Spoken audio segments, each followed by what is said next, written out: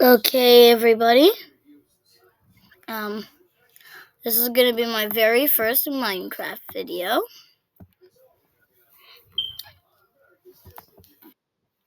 Today, I'm going to be building something, and And when I say something, I mean something very random. I'm gonna build a. Actually, I'm gonna show you a house, and I'm gonna also include a farm.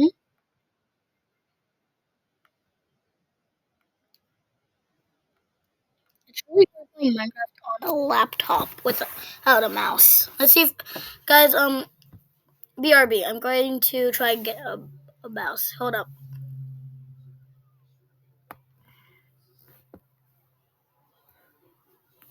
Okay, guys, I'm back. That's my little mouse that I can use. So I can.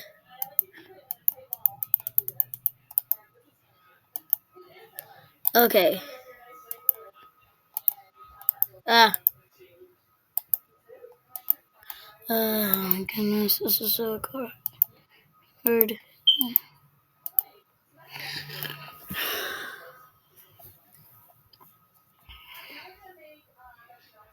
I'm just gonna flip this around so that my left hand has to deal with this, not my right hand.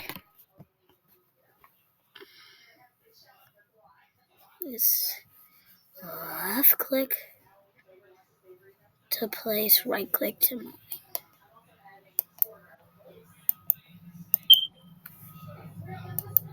No, left click to place, right click to mine. Left click to mine, right click to place. Got it.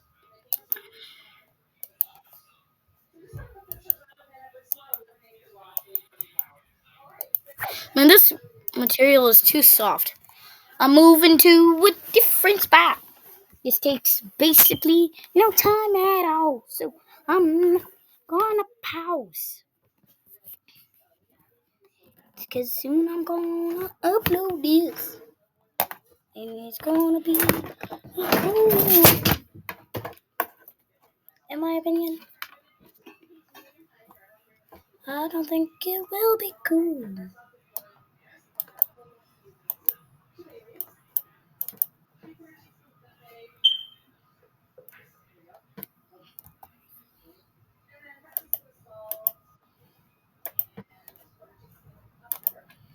Okay, this place is too bright.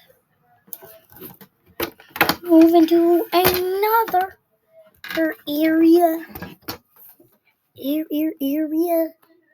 Aria. Area. Berry. La la la la la la. Nope. Blah la la la la. Yeah. Blah blah la la la. Nope. Blah la la la la la. Just place this back there, and we're back. Press it right onto the surface. I don't want a skin to form. Mm-hmm.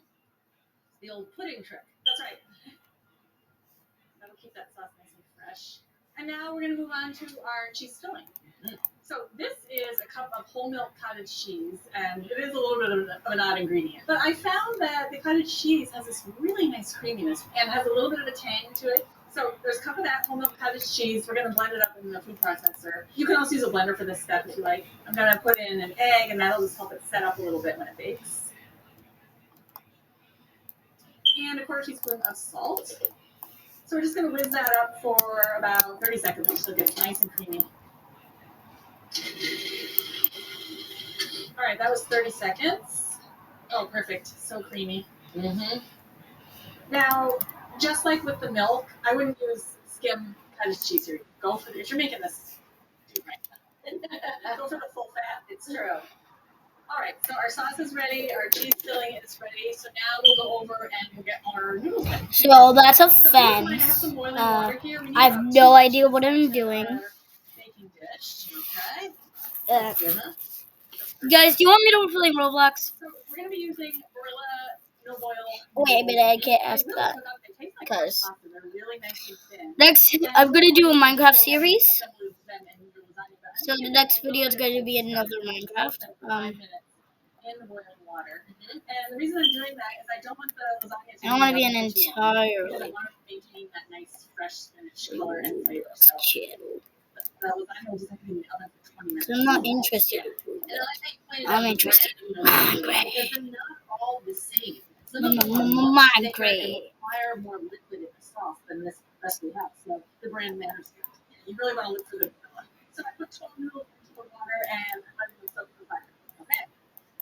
So as the name suggests, no-boil noodles don't need to be boiled before you use them, unlike traditional noodles. Here's why. Traditional noodles are made from a flour and water dough, which is then dried.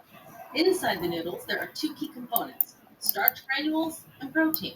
When they're boiled, heat forces the starch granules to absorb water, which causes them to swell up and gel, resulting in a tender yet toothsome noodle texture.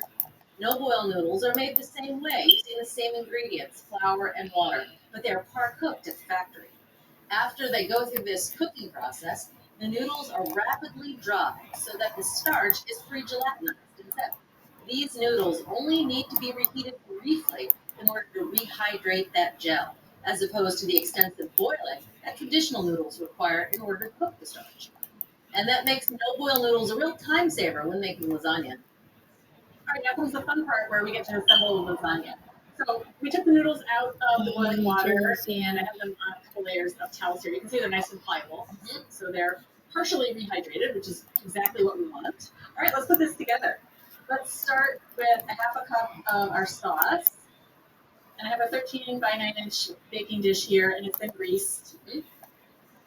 So this is how lasagna usually starts. You usually put a layer of salt on the bottom. Where is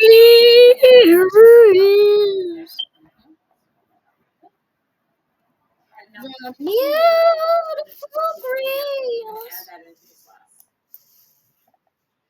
All right, I'm giving this a really good stir. That spinach tends to clump up because I gave it such a good squeeze in that towel.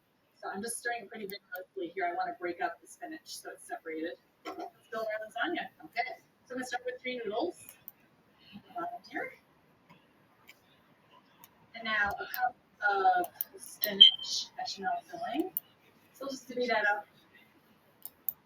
Doesn't have to be perfect. It all kind of melts out in the oven and turns into a really nice casserole. Spread that out a little bit. Okay, that looks good. Now I have a cup of Parmesan cheese. It's gonna be cheesy. So good. Yes. I All right, now we'll go in. don't know why the news is playing. Well, you guys can't hear the news, right? It's amazing what that Right. soaking time does. Yep. Now, All right, now another cup of our this mixture. is just the floor. Try I'm not making no basement. No, this is a super flat world. The entire basement will be the void. No, I'm not making a basement. Don't even try to get me to make a basement. Aroo! Aroo!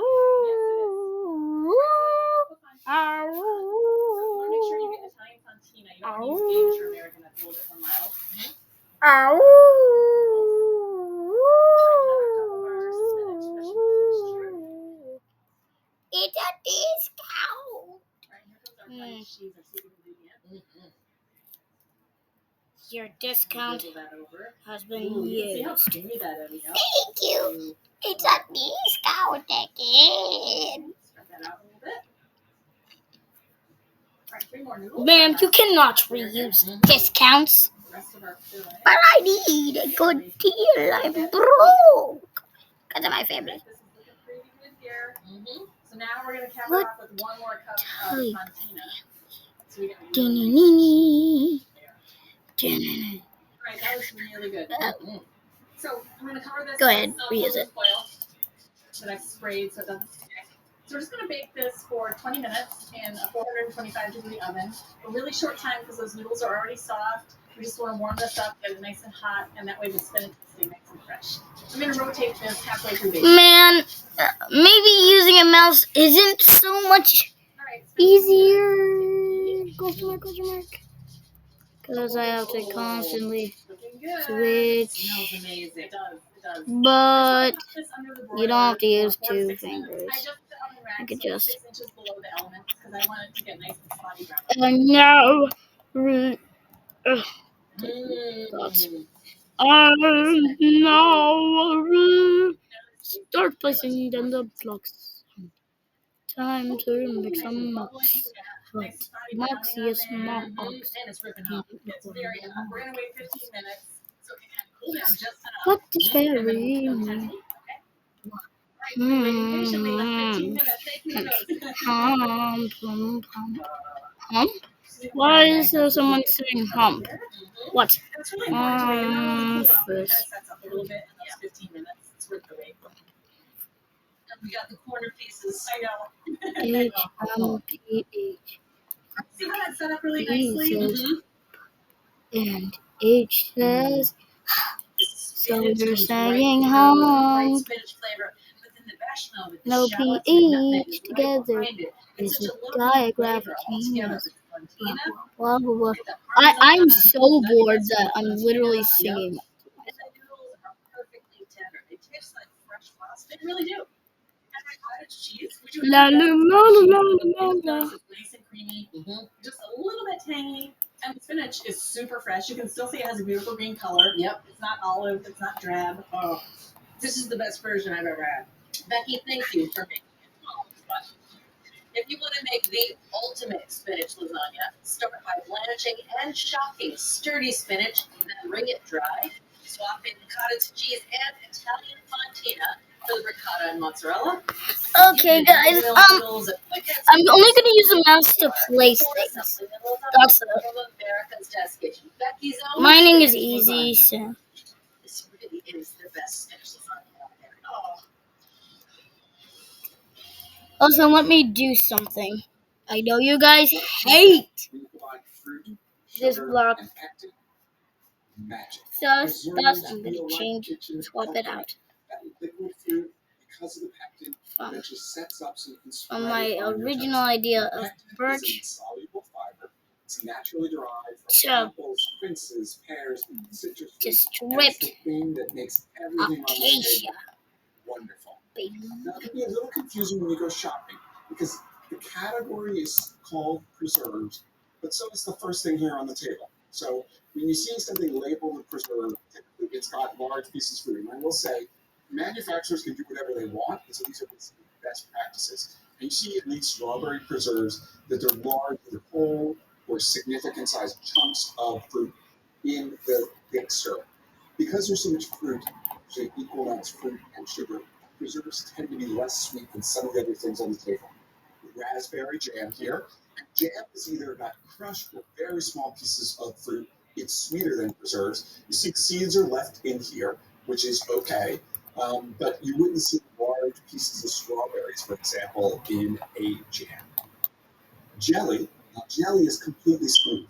It kind of wiggles here on the spoon a little bit. This is made from fruit juice. The solids are strained off. It's got a lot of sugar and a lot of pectin to get it to set up. This is grape jelly. Next up, marmalade, typically made with sour oranges. And this has got the peel and the zest. So it's got the whole fruit is being used here. And you can see the slices of orange peel. Next up, conserves. Now these last two things on the table are really sweet and savory, and actually kind of better with savory foods. Now conserve is thick and chunky like marmalade, that is dried fruit and or nuts. This one has dates, and I think there's some dried cranberries hiding inside this carrot conserve, which would be lovely with roast pork corn. Last but not least, we have chutney. This is a mango chutney. And the two things that distinguish a chutney from everything else on the table are vinegar, so it's got a nice acidic bite, and then spices, mustard seeds, so that you can see here, there's also some chili in this one. So again, this is a great partner for pork chop or something savory. So there you Hold have up. it. Let me go to chat. Magic in a jar.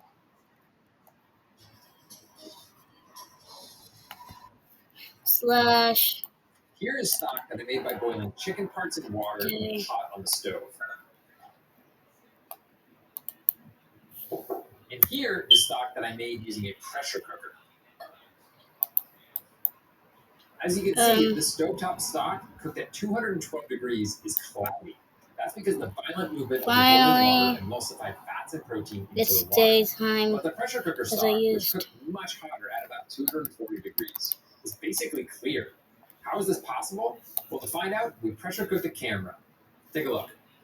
You can see that the water first boils at 212 degrees, at which point the pressure valve closes, and the temp starts to rise to about 240 degrees. Now, as the pressure rises, the boiling slows to a simmer. That's because the vapor pressure of the liquid is counterbalanced by the pressure of the vapor above it. This is one reason pressure cookers and multi-cookers are so valuable. They cook at much higher temperatures, but without the aggressive agitation of boiling water. They turn out crystal clear stocks and tender but intact beans, grains, and meats.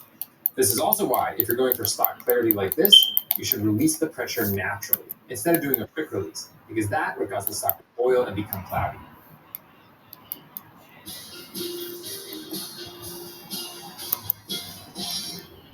Some of the most iconic and comforting dishes to come out of Italy, well, they were born out of an economic mindset, and I really appreciate that. Pasta is combined with really inexpensive items like legumes. You've got beans, pasta e fagioli, chickpeas, pasta e ceci. And in the same vein, today we're going to take green peas and turn them into pasta e piselli. One's here. She's going to show us how it's done. Bridget, this stoop, if you will, is great. It's really quick, it's really easy, it's filling though, but a little bit lighter than the two pasta dishes you mentioned. Okay. We're going to start with an onion. I am just going to cut this in half and I'm going to chop this finely. I like to make the horizontal cuts first, have a little bit more control over the pieces as I'm cutting, and then I'll make the vertical cuts. And then it's just a matter of running the knife through the onion to finely chop. One more bit of knife work. I've got 2 ounces of pancetta here, and I'm going to chop this finely as well. Pancetta's done. We can start cooking. Okay, great. I've got a large saucepan here with 2 tablespoons of extra virgin olive oil. It's been heating over medium heat. It's just come to a shimmer, so we can add our ingredients. And everything's just right in. The onion, the pancetta. Last up, I've got half a teaspoon of table salt and half a teaspoon My of leg pepper. hurts. Anyways, Give this a quick stir, okay? I don't know why I haven't been This talking. until I've just the been onions are listening to the translucent. news. It's going to take maybe 7 to 10 minutes. It's been 7 minutes. You can see the onions have Because I'm not going to just be building, I'm also going to be... This is my very first Minecraft video of the Minecraft series. And the next video is going to be literally just survive. Nothing else but survive. And I'll just turn this up and let it come to a boil. We're up to a boil. It's time to add the pasta. Okay. I'm using ditalini because it's fairly traditional, but really any small extruded pasta is going to work here, whether we're talking about elbow, ditalini, which are a tiny bit larger and thicker. You want something small that cooks quickly because this dish isn't supposed to be something that takes hours. Plus, it's a soup. You want small so it fits on a spoon. Exactly. So now that the water has come up to a boil, I'm just going to add 7.5 ounces of ditalini here. That's 1.5 cups, and it's just going to go right in. Now I want to stir this as I wait for that liquid to come back up to a boil. Otherwise, the pasta might glue itself to the bottom of the pot. And what is really great about this method is the starches from that pasta. It gives the broth a little bit of body and a little bit of silkiness. Okay, It's really guys, nice texture. Now I'm that almost we're up to boil, done, which is a I'm going to complete reduce this lie, to but I maybe a don't simmer. care.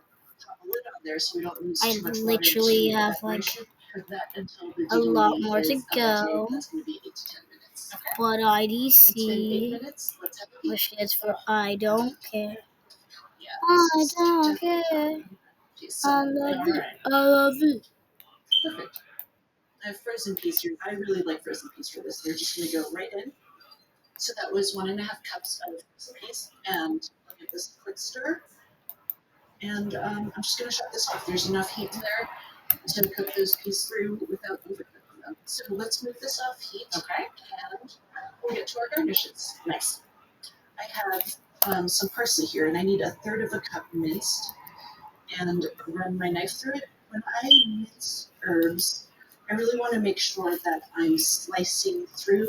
There's something about damaged herbs that makes them taste old. So besides the parsley, I'm going to add 2 tablespoons of mint. I've got my leaves in a stack this time. I can't quite mash the mint leaves together because they're so much more delicate. And I'm just going to go through and come across in one direction. All right, so this is going to go right into that pot. Lovely. And one last item. I've got a 1/4 cup of Pecorino Romano in here. I think it's really important to use Pecorino Romano because it's a sheep's milk cheese that offers the Oh. same tang and that same savoriness as Parmesan. And it just works really well. It brightens up this dish nicely. That's it. We're done. So guys, Not only economy in terms of ingredients, but it's economical in terms of time. This came together really quickly. It's a quick one. One quick taste. Okay. I think the salt's good here, but I'm going to add a little bit of pepper. I'm gonna add a single window. I can't wait for you to taste this. You aren't kidding when you talk about stoops. Right? It's filling but light, which is a hard thing to accomplish. My goodness. Pecorino, Yes, please. I'll take a little bit. just one tiny drizzle of olive oil, just for a little bit of green grassiness to complement those herbs. I can't wait to tuck in here.